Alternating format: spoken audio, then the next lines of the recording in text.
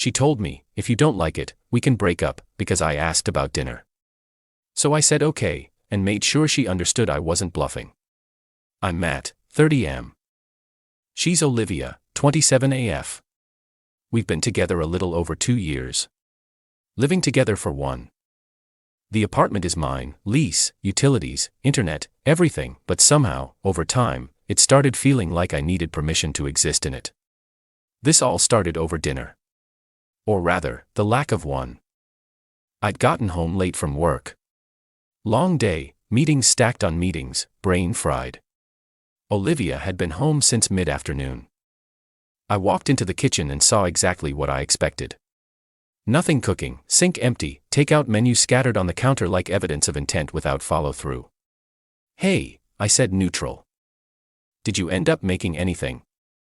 She sighed dramatically, like I'd asked her to solve climate change. No, I didn't feel like it.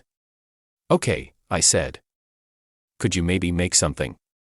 Or we could cook together. That's when she dropped the line. If you don't like it, we can break up. Just like that. No build-up. No emotion.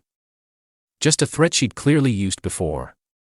Maybe with other guys, maybe with me, and I'd blocked it out. A conversational nuke meant to shut everything down. I stood there for a second, waiting for the punchline. Nothing. She finally looked up, annoyed. What? I'm not your mom. I don't owe you dinner. I didn't say you did, I replied. I just asked. And I answered. She snapped. If you don't like how I do things, we can break up. Something clicked then. Not anger. Not sadness. Just clarity. The kind that feels cold and steady. Okay, I said. Her eyebrows lifted slightly. Okay, what? Okay. I repeated. If that's what you want. She smirked, already turning back to her phone. Good. Then stopped complaining. She thought she'd won. Thought this was me backing down. What she didn't realize was that I had just taken her very seriously, for the first time. And once you do that, there's no going back. That night, she acted like nothing happened. That's what really sealed it for me. She ordered takeout for herself. Thai, extra spicy, the kind she knew I didn't like, and ate it on the couch, feet up, watching reality TV with the volume too loud. She didn't ask if I wanted anything. Didn't offer to share. Didn't even acknowledge that dinner, the thing that supposedly wasn't a big deal, had somehow turned into a line in the sand. I made myself a sandwich and ate it standing at the counter. She glanced over once. See, she said. Problem solved. I almost laughed. Later, when she went to bed, I didn't follow. I sat on the couch in the dark, phone in my hand, replaying the moment over and over. If you don't like it, we can break up. She'd said it like a threat, but also like a dare. Like she was so sure I wouldn't take her up on it. I realized something uncomfortable. She'd used that line before. Different wording, same message. Anytime I asked for help. Anytime I brought up imbalance. Anytime I wanted something small. Effort, consideration, partnership. And every time, I'd backed off. Apologized. Tried to be chill. Not tonight. I didn't storm around.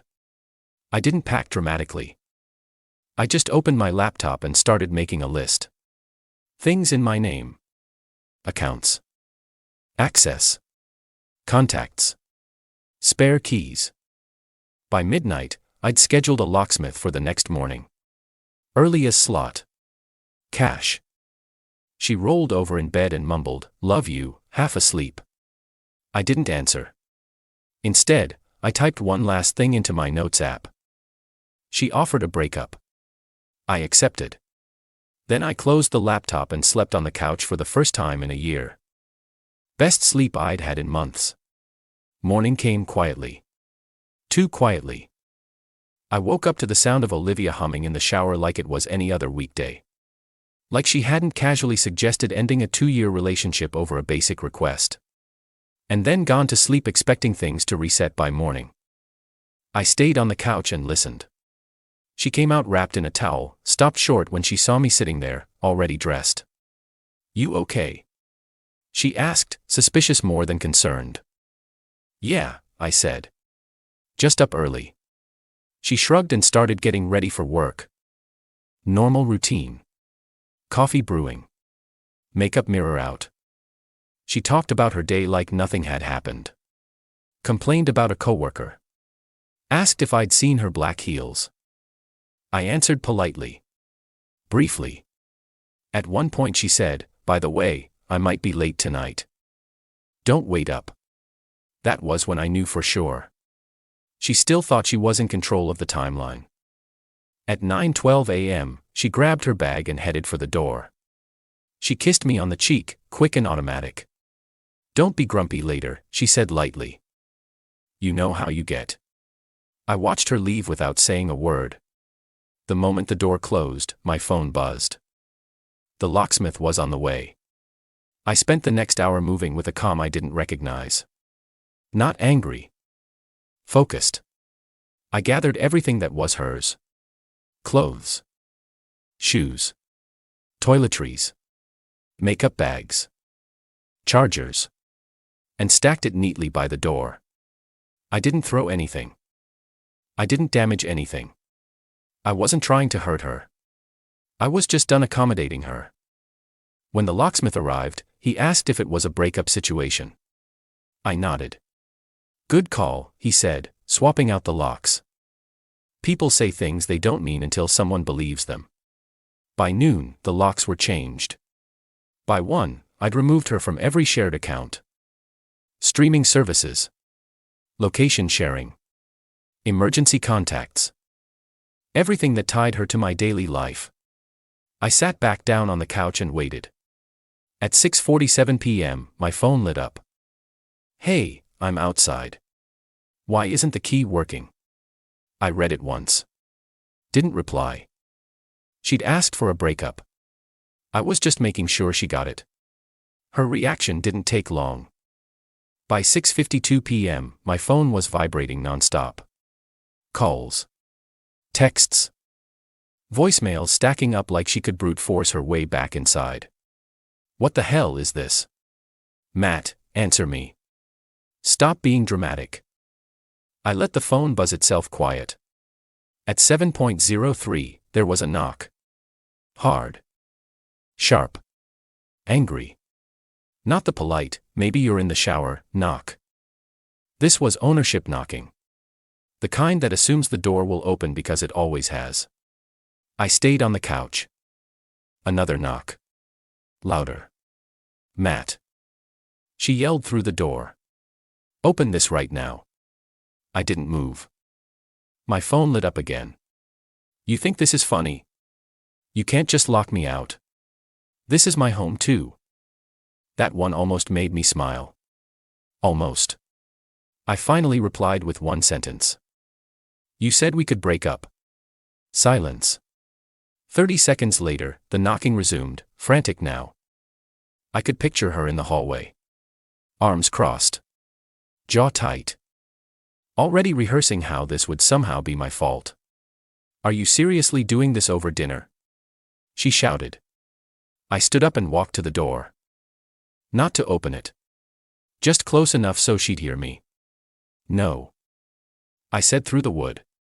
"I'm doing this over disrespect." There was a pause. Then her voice softened instantly, like a switch flipped. "Matt, come on," she said. "I didn't mean it like that. You know how I talk when I'm annoyed." I leaned my forehead against the door. "That's the problem," I said calmly. "You say things you don't mean because you never expect consequences."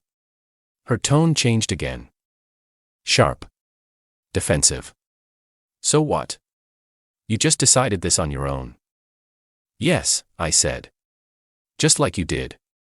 Another long pause. Then, quieter. "You're actually breaking up with me." "I already did," I replied. She didn't knock again after that.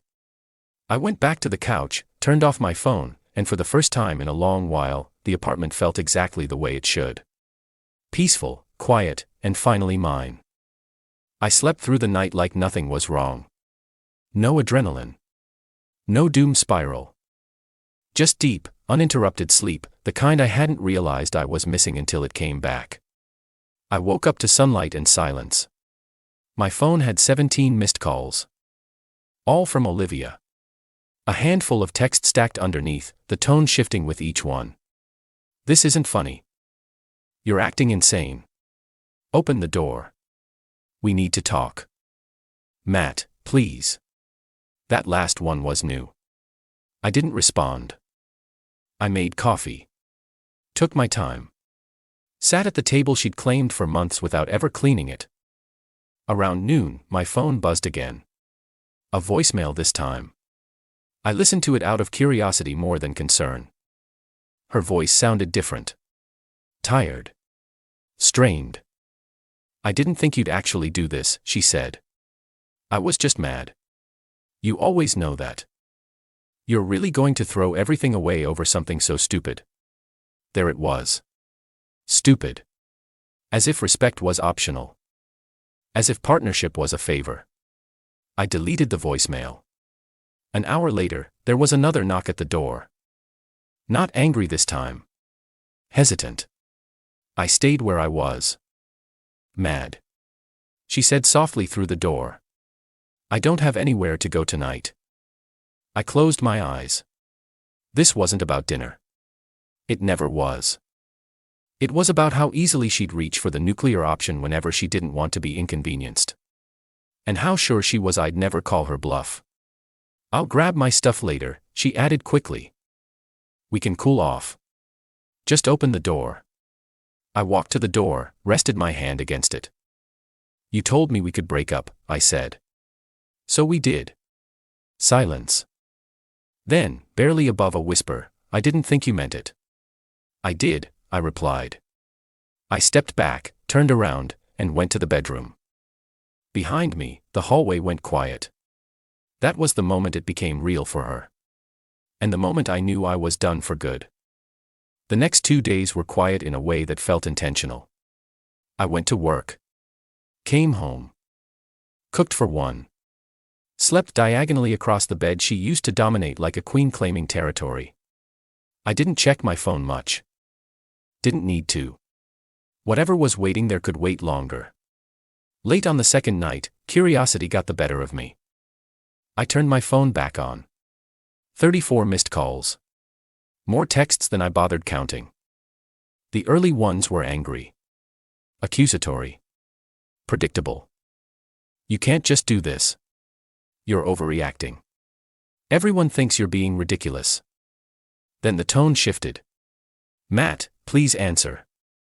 I didn't mean it like that. I was joking. You know that. Joking. Right. Around 1:13 a.m., the messages changed again. I'm at Rachel's and she says I can stay one more night.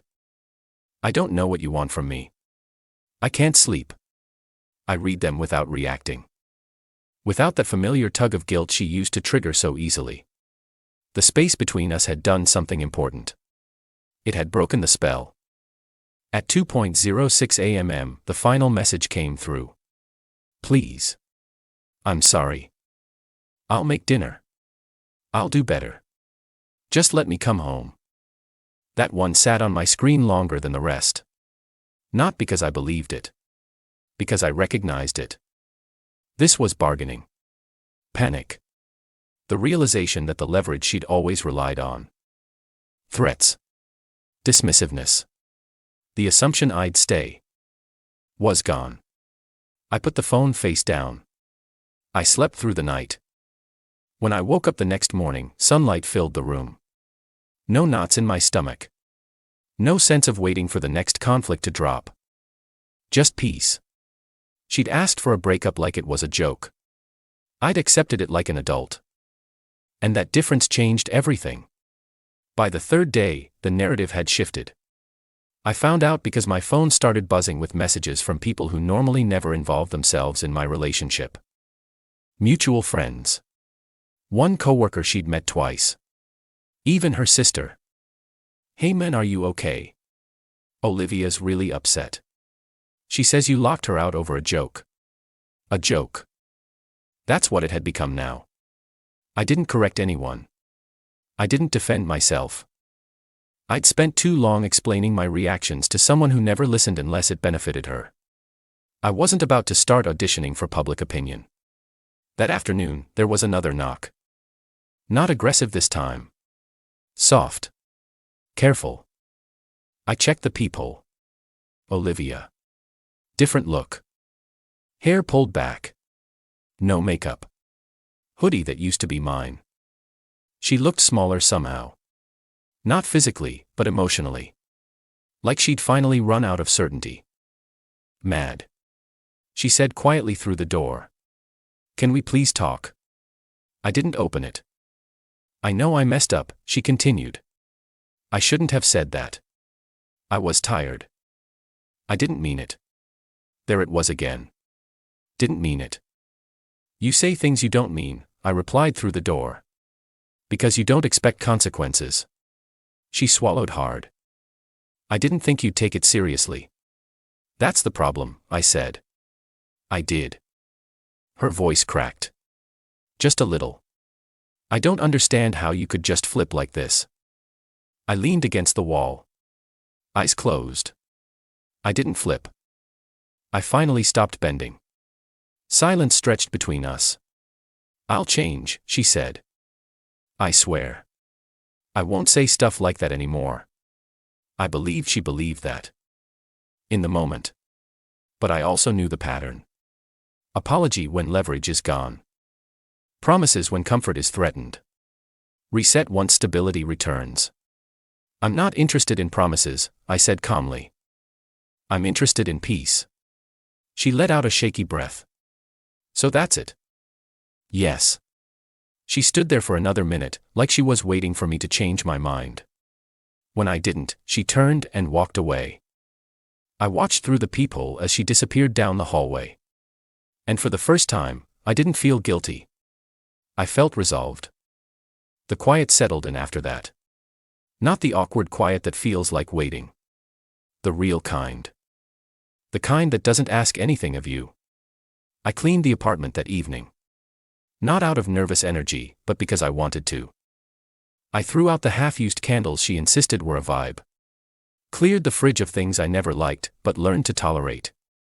I moved furniture back to where I wanted it before everything had slowly shifted to suit her preferences.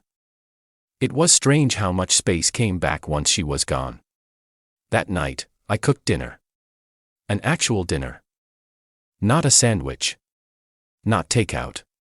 Just something simple. I ate it at the table instead of on the couch. Phone face down.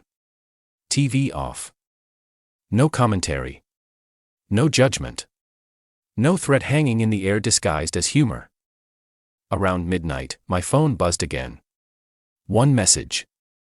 I can't believe you're really okay with this. I stared at it for a long time. She still thought this was about winning. About pride. About stubbornness. She couldn't comprehend that peace might actually feel better than being right. I typed a response. Deleted it. Typed again. Then I locked my phone and went to bed. For the first time since she'd moved in, I slept in the center of the mattress. No edge of the bed posture.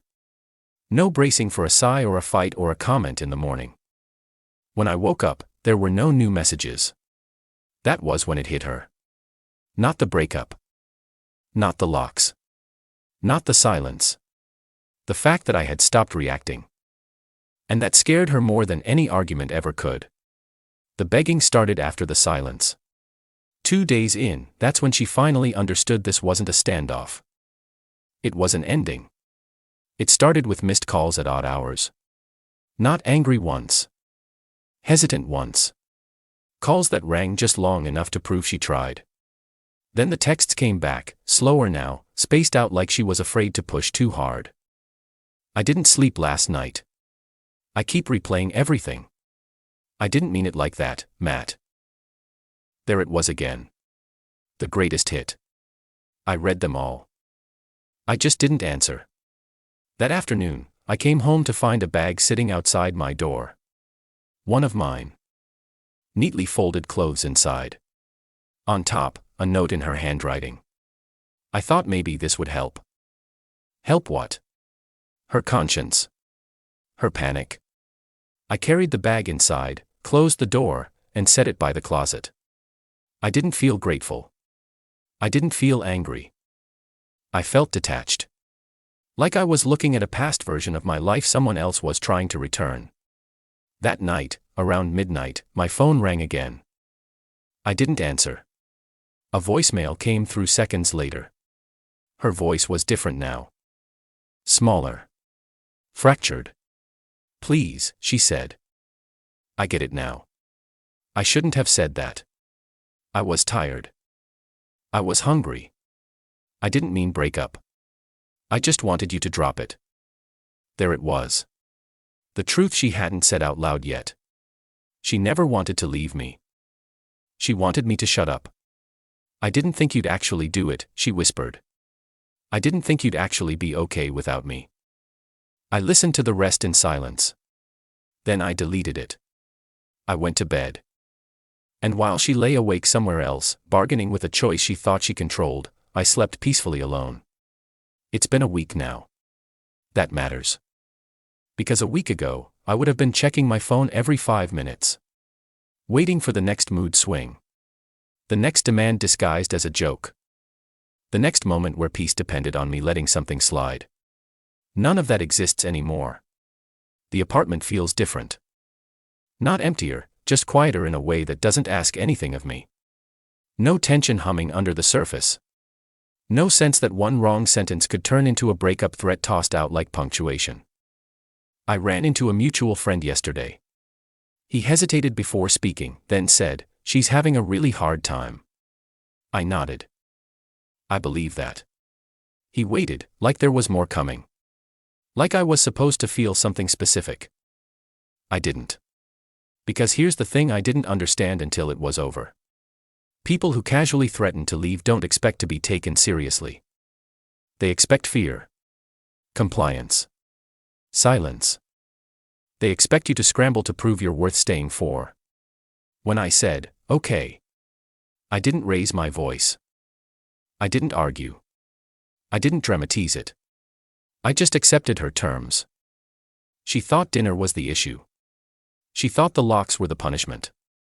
She thought silence was cruelty. She was wrong. The issue was the moment she treated our relationship like leverage. The locks were just logistics.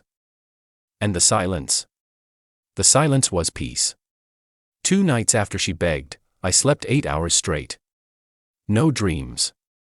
No knots in my chest. Just rest. The kind that only comes when your life finally belongs to you again. She asked for a breakup like it was a threat. I gave her exactly what she asked for. And kept it. And I don't regret it.